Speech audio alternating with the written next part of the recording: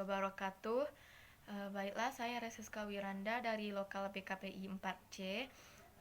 Saya akan menjelaskan mengenai yang pertama tahap-tahap konseling, yang kedua penstrukturan, yang ketiga teknik jarak dan cara duduk, yang keempat teknik pertanyaan terbuka, yang kelima keruntutan, yang keenam kontak psikologi, yang ketujuh suasana diam, dan yang kedelapan konfrontasi. Langsung saja, yang pertama tahap pengantaran. Pada dasarnya tahap ini adalah tahap pengantaran klien untuk memasuki kegiatan konseling, seperti menjelaskan apa itu bimbingan konseling dan tujuannya, asas-asas apa yang ada di dalam konseling, dan apa yang terdapat pada bimbingan konseling, dan segenap pengertian itu dijelaskan oleh konselor kepada si klien. Pada tahap pengantaran, teknik yang digunakan adalah yang pertama kehangatan, yang kedua keramahan, yang ketiga kejujuran, dan yang keempat keterbukaan. Selanjutnya tahap penjajakan.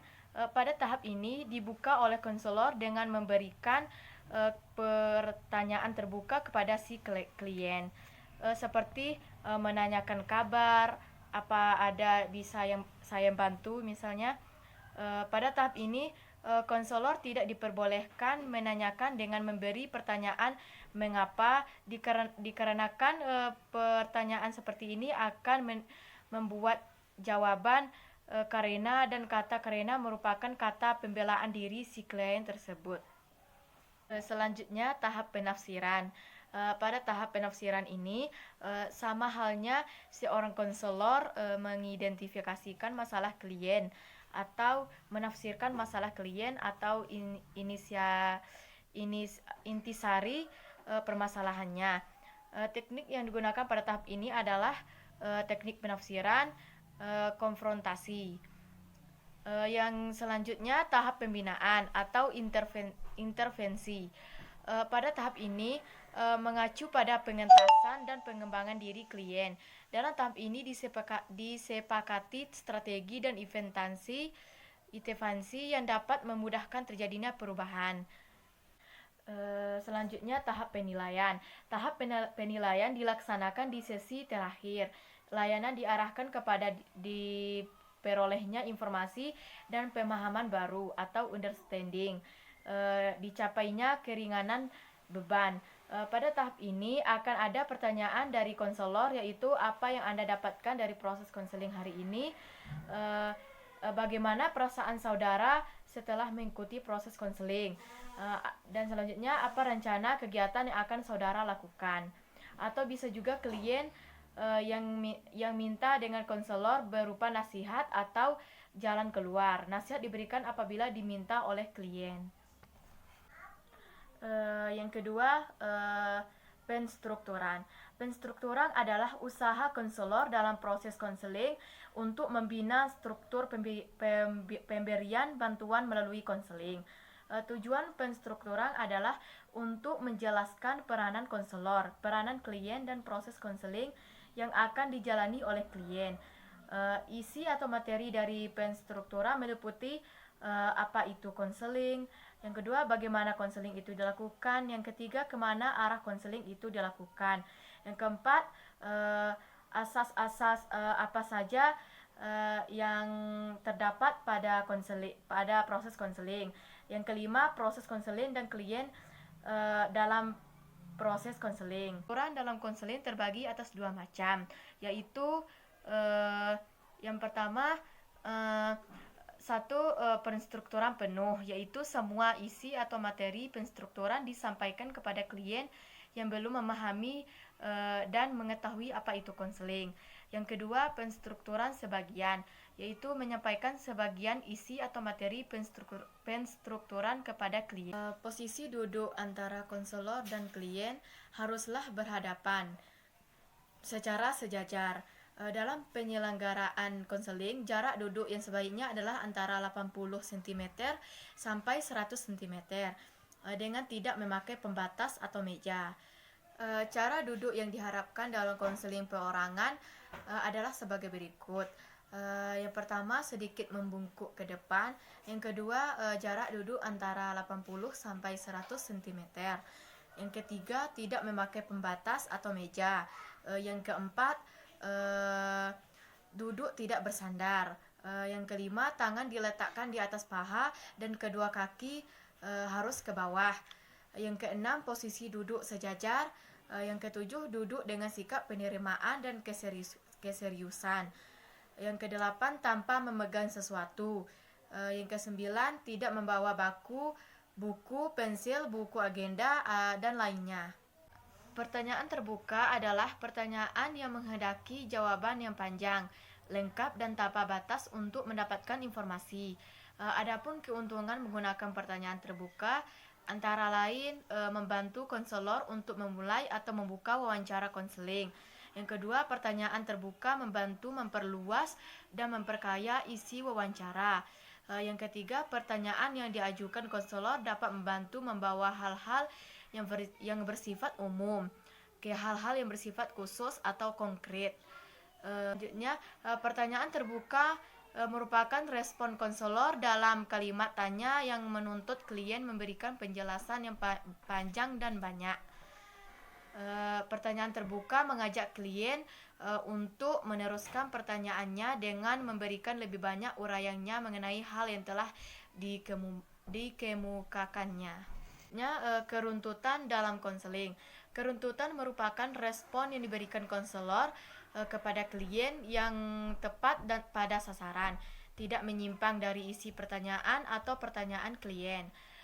Respon konselor bisa menjadi runtut bila konselor benar-benar memahami isi pembicaraan klien.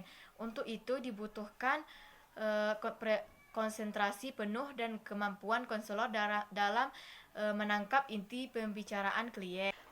Kontak psikologi merupakan keikutsertaan konselor untuk menjadi dan merasakan suasana yang ada dalam diri klien, sehingga terasa ada kaitan antara hubungan atau sambungan jiwa antara konselor dan klien. Kontak psikologis biasanya bersifat lebih mendalam, menyangkut dengan aspek psikologis, dan wujud dari kontak psikologis adalah empati.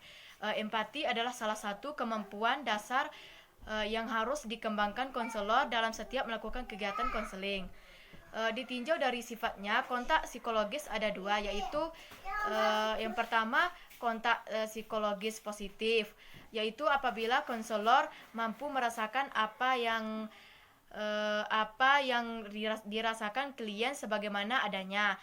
Yang kedua, kontak psikologis negatif, yaitu apabila konselor terbawa hanyut oleh perasaan klien sehingga mengganggu keobjektifan konselor terhadap klien. Teknik diam atau silence adalah suasana hening, tidak ada interaksi verbal antara konselor dan konseli. Dalam proses konseling, diam adalah amat penting. Diam bukan berarti tidak ada komunikasi, akan tetapi melakukan komunikasi non-verbal. Diam yang paling ideal antara 5 sampai dengan 10 detik, dan selebihnya diganti dengan teknik dorongan minimal. Dengan berdiam diri akan memberi kesempatan untuk berpikir baik kepada konselor maupun konseli. Coba bayangkan di saat kita berdiam diri, pasti akan lebih mudah untuk memikirkan sesuatu. Berdiam diri dalam konseling itu dilakukan oleh konselor dan konseli. Berdiam diri untuk memberikan kesempatan kepada konseli berbicara secara leluasa, mengatur pikirannya, atau menenangkan diri. Bila konseli diam, mungkin konselor ikut berdiam diri. Namun lamanya tergantung pada makna yang terkandung dalam diamnya konseli. Misalnya konseli merasa sulit mengungkapkan perasaannya, malu untuk berbicara, dan atau gelisah, antipati terhadap konselor karena bersikap bermusuhan, bingung dan mengharapkan saranan atau bimbingan dari konselor, lega setelah mengungkapkan semua perasaannya. Dalam proses konseling, ada kalanya seorang konselor perlu untuk bersikap diam.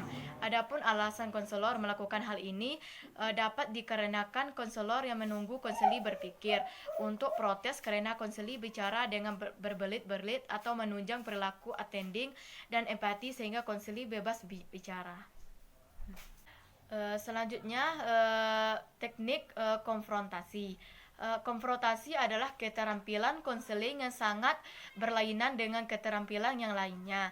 Di dalam konfrontasi tercakup upaya membangkitkan kesadaran klien melalui penyampaian informasi yang selama ini gagal diidentifikasi oleh diri klien. Jadi, konfrontasi merupakan upaya memanfaatkan keterampilan yang cermat, karena di dalam keterampilan ini mencangkup upaya memasukkan informasi ke dalam kesadaran klien dengan cara yang dapat diterima oleh klien.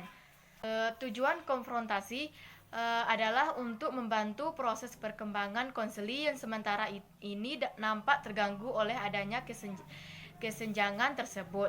Kesenjangan itu terjadi karena ketidaksesuaian antara ekspresi konseli tentang siapa dia dan apa yang diinginkannya. Yang kedua, ketidaksesuaian antara verbal konseli tentang dirinya dengan perilakunya. Yang ketiga, antara dua tingkah laku nonverbal, sedangkan kaki gemetar sedangkan bibir tersenyum. Yang selanjutnya, antara dua orang atau lebih. Contohnya, dia berkata begini dan Anda mengatakan begitu. Manfaat konfrontasi yang pertama, menghindari adanya kesenjangan antara perasaan, pikiran, dan perilaku klien. Yang kedua, membawa klien memusatkan perhatian pada bagian atau aspek-aspek perilaku. Yang ketiga, membuat klien menjadi orang yang dapat bertindak lebih efektif. Demikianlah hasil pemaparan materi yang saya jelaskan. Jika terdapat kesalahan ataupun kekilafan, saya mohon maaf. Saya tutup dengan wabillahi taufiq wa hidayah. Wassalamualaikum warahmatullahi wabarakatuh.